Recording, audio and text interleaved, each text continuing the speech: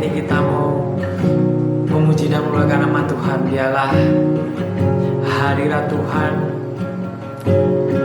ada di siang hari ini, dan segala pujian, segala kemuliaan hanya bagimu Yesus. Engkau Allah yang sungguh besar, Engkau Allah yang sungguh ajaib. Bagi Dia segala pujian, hormat serta syukur kekal selamanya. Bagi Dia segala pujian, hormat serta syukur selama-lamanya. Katakan bagi Dia. Bagi Dia segala pujian, hormat serta syukur kekal selamanya. Bagi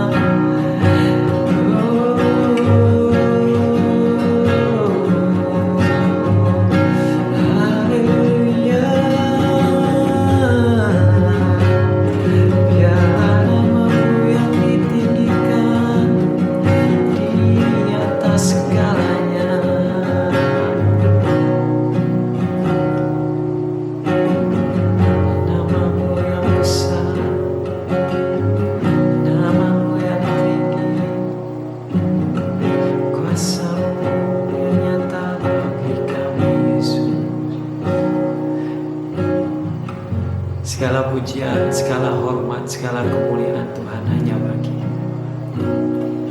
Biarlah hanya nama-Mu yang ditinggikan. Biarlah nama-Mu yang hanya dipuji dan disembah. Terima kasih Yesus, terima kasih Allah-Ku yang hidup. Berkatalah bagi kami pada siang hari ini. Biarlah firman menjadi terang bagi jalan kami. Terima kasih Bapa, terima kasih Yesus. Kami bersyukur buat siang hari ini Tuhan. Hanya di dalam nama Yesus kami berdoa. Amin. Shalom, selamat siang saudara-saudara yang mungkin saat ini saudara-saudara lagi istirahat, lagi jam makan, dan mungkin lagi santai. Mari saat ini kita sejenak mau beristirahat, mau mendengarkan sharing firman tentang apa yang bisa kita dapat, apa yang bisa kita petik, apa yang bisa kita lakukan supaya firman Tuhan yang saya sampaikan pada siang hari ini bisa menjadi kekuatan, bisa menjadi impact di dalam kehidupan saudara-saudara. Nah, minggu ini adalah minggu di mana hari Sabtu besok akan umat beragama Kristiani dan Katolik merayakan Natal. Nah, biasanya kita merayakan Natal, mungkin sudah ada beberapa gereja yang sudah merayakan perayaan Natal, ataupun juga ada yang belum, karena mungkin perayaan Natalnya tidak besar, karena mungkin di beberapa kota belum diperbolehkan untuk ibadah. Tetapi mungkin sudah ada beberapa kota yang boleh diadakan ibadah. Dan biasanya sebelum pandemi, kalau kita merayakan Natal, biasanya kita merayakan di gereja, mungkin ada perayaan yang ada yang mungkin yang besar, ada yang biasanya mengadakan orkestra atau konser musik atau pertunjukan yang luar biasa, spektakuler, ataupun ada beberapa gereja yang memanggil artis-artis yang beragama Kristen untuk bernyanyi di depan gereja mereka. Sebenarnya itu boleh-boleh aja, dan firman Alkitab tidak melarang seperti itu. Tetapi kita mau belajar bahwa jangan sampai makna Natal itu hilang karena hanya sekedar perayaan Natal besar-besaran aja. Tetapi kita harus bisa memaknai Natal dalam hal bahwa Yesus datang lahir di dunia ini dalam kesederhanaannya. Kita mau baca di dalam Lukas 2 ayat 6-7, bagaimana Yesus dilahirkan pada waktu zaman itu. Lukas 2 ayat 6 dan 7. Ketika mereka di situ, tibalah waktunya bagi Maria untuk bersalin, dan ia melahirkan seorang anak laki-laki, anaknya yang sulung, lalu dibungkusnya dengan lampin dan dibaringkannya di dalam palungan, karena tidak ada tempat bagi mereka di rumah penginapan. Amin.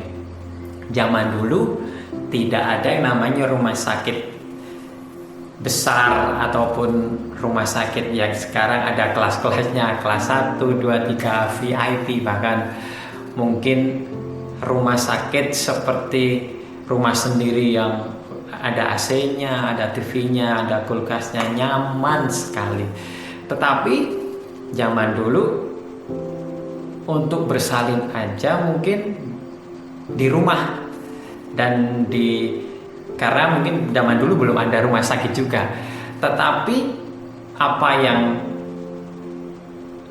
dijalani atau apa yang terjadi pada waktu Maria mau melahirkan Yesus, mungkin teman-teman sudah tahu ceritanya, bahwa Maria ini sudah mencari ke seluruh tempat di Bethlehem, tapi tidak ada satupun penginapan yang kosong. Jadi ada satu tempat yang kosong, yaitu kandang domba. Dan apalah yang harus dilakukan Maria? Dia tidak meminta sesuatu yang luar biasa untuk melahirkan Tuhan Yesus, karena dia tahu bahwa dia akan melahirkan seorang anak yang akan mengubah dunia. Dan itu sudah dikatakan oleh malaikat Tuhan sebelum Maria melahirkan Tuhan Yesus. Jikalau teman-teman sebagai orang tua, jika kita mau melahirkan, ya bukan saya cowok, jika wanita ya sebagai orang tua lah melahirkan seorang anak, pasti persiapannya sudah heboh ya. Wah, sudah 6 hari sudah mempersiapkan bajunya, 7 hari sudah mempersiapkan kamarnya, 8 hari 7 bulan sudah mempersiapkan bajunya, 8 bulan sudah mempersiapkan kamarnya, mungkin sudah didekor-dekor. Terus udah mendekati hari rumahnya harus dipersiapkan dengan baik supaya anaknya waktu datang ke rumah bisa nyaman, aman, dan bersih semuanya. Ya pasti seperti itu. Saya juga melakukannya seperti itu. Dan pasti orang tua itu ingin melakukan yang terbaik buat anaknya, apalagi anak yang pertama. Tapi pada zaman waktu itu, pada waktu Yesus dilahirkan, Maria mungkin tidak ada persiapan. Persiapannya hanya mungkin, Tuhan tolong aku supaya aku kuat. Karena pada waktu itu Raja Herodes tidak menginginkan seorang anak lahir laki-laki. Jadi semua anak lahir yang laki-laki dibunuhnya. Dan dia ngumpet dan akhirnya bisa melahirkan atau bisa melahirkan Tuhan Yesus ini dengan aman dan tidak ketahuan oleh Raja Herodes. Dan pada waktu itu Maria juga tidak mempersiapkan, bajunya harus bagus, dia harus tempat bayinya harus bagus, karena memang keadaannya saat itu mencekam. Jadi yang penting mungkin pikiran Maria seperti, yang penting aku bisa melahirkan anakku. Jadi naluri seorang ibu, yang penting aku ingin melindungi anakku supaya lahir dengan selamat. Yang penting itu, dia tidak memikirkan baju atau tempat yang bagus untuk dia melahirkan. Dikatakan bahwa dibungkusnya, lalu anak sulung itu dibungkusnya dengan kain lampin dan dibaringkan dalam palungan. Di palungan itu mungkin kayak tempat yang cuma ada di kandang. Kalau kita pikir bagaimana sih Yesus Allah yang akan menyelamatkan kita, yang punya segalanya, tetapi dilahirkan di dalam kandang domba. Kita aja dilahirkan di dalam rumah sakit. Mungkin teman-teman yang di sini dilahirkan di dalam rumah sakit di ruang VIP atau VVIP. Tetapi di sini Allah yang pencipta segalanya dilahirkan di kandang domba. Teman-teman, mari saat ini kita mau merenungkan bahwa kesederhanaan itu penting. Kadang kita mempunyai sesuatu, kita mempunyai kelebihan dalam harta atau kelebihan dalam harta benda atau apapun juga, kita membuangnya, kita menghabiskannya dengan tidak bijak.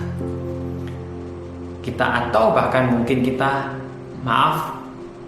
perekonomian kita biasa aja, tapi kita bergaya dengan hidup mewah-mewah. Kita utang sana, utang sini untuk bergaya hidup mewah. Padahal Tuhan Yesus lahir dan dia hidup dalam kesederhanaan. Pernahkah saudara-saudara lihat di dalam Alkitab perjalanan Tuhan Yesus waktu dia melayani? Dia pakai baju yang bagus, dia mungkin pakai jas yang keren, atau mungkin dia pakai sepatu boot yang tinggi supaya kakinya nggak sakit. Tidak, karena Yesus ini adalah pribadi yang sederhana, yang tidak memperlihatkan bahwa aku ini Allah yang punya segalanya.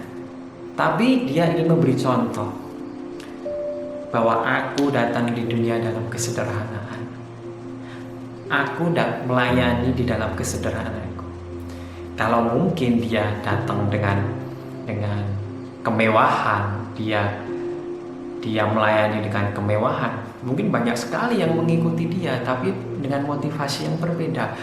Di dalam Yesus melayani 3,5 tahun, mungkin juga tidak semua orang mengikuti Yesus dengan motivasi yang benar. Mungkin hanya ingin meminta kesembuhan aja, atau hanya mungkin meminta mujizat, atau mungkin meminta kelepasan, tapi tidak benar-benar mengikut Yesus dengan hati yang tulus. Benar-benar mengikut Yesus dengan, Tuhan, aku mengikut Engkau bukan karena aku meminta sesuatu, tetapi aku ingin mengikut Engkau karena memang Engkau penciptaku, dan aku menyerahkan segala tubuh, jiwa, dan rohku kepadamu. Mari saat ini yang mungkin teman-teman di sini yang akan merayakan Natal, boleh saja tidak ada yang melarang teman-teman mau merayakan Natal dengan mewah, dengan kelimpahan, dengan sukacita, mungkin dengan melakukan perayaan besar, boleh, dan tidak ada yang melarangnya. Tetapi alangkah baiknya kita merayakan Natal, kita memaknai Natal dengan kesederhanaan, dalam arti boleh merayakan dengan mewah, tapi kita juga harus tidak usah terlalu euforia, tetapi kita harus juga bisa memaknai Natal, yaitu apa sih tujuan Tuhan Yesus lahir ke dalam dunia, yaitu menebus dosa kita. Maka dari itu kita mau menyerahkan tubuh, jiwa, dan roh kita kepada Tuhan. Mungkin dalam kemewahan kita bisa memberi. Mungkin dalam kelebihan kita di Natal ini kita bisa memberi kepada orang-orang yang mungkin, atau orang-orang yang kekurangan. Tidak usah memilih, kita mau berbagi, tidak usah memilih ras, tidak usah memilih agama, tapi apapun orang yang membutuhkan, kita bisa kasih, kita bisa mengasihi, kita bisa memberi, walaupun cuma sedikit, tapi mungkin bagi mereka itu besar. Mari saat ini kita mau merayakan Natal pada tahun ini dalam kesederhanaan kita, dalam ketidakpunyaan kita, karena tidak semua orang yang mempunyai kelebihan, tapi ada orang juga yang saat ini mungkin kekurangan. Tapi tidak usah takut, tapi tidak usah minder dalam hal itu. Tuhan tidak melihat semuanya itu, tapi Tuhan melihat ketulusan hati teman-teman untuk memaknai Natal, bahwa Tuhan, Natal ini aku mau menyerahkan kehidupanku ke dalam tangan-Mu.